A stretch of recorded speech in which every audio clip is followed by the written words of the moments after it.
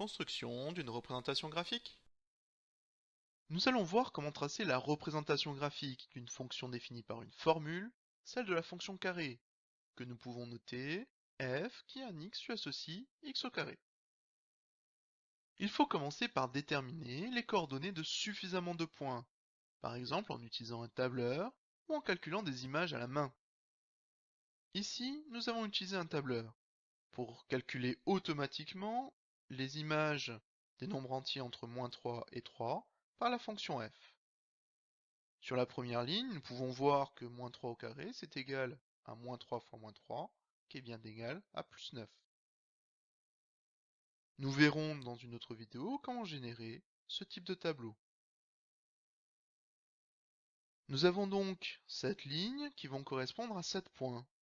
Dans la première colonne, nous allons retrouver les antécédents ou les abscisses de ces points.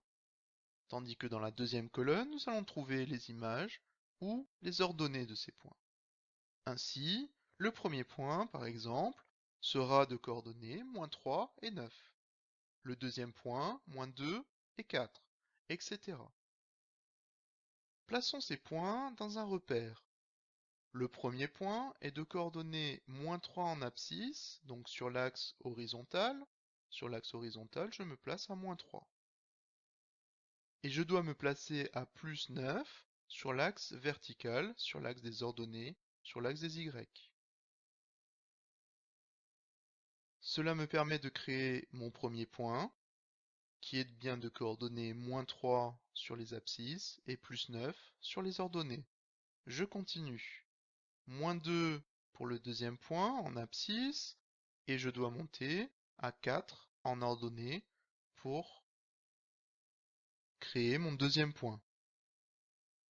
Troisième point, ces coordonnées sont -1 en abscisse, +1 en ordonnée.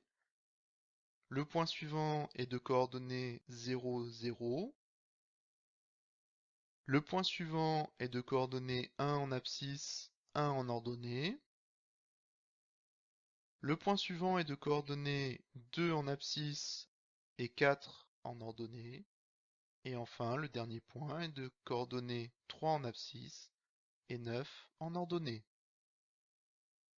Il ne reste plus qu'à relier les points en essayant de lisser la courbe.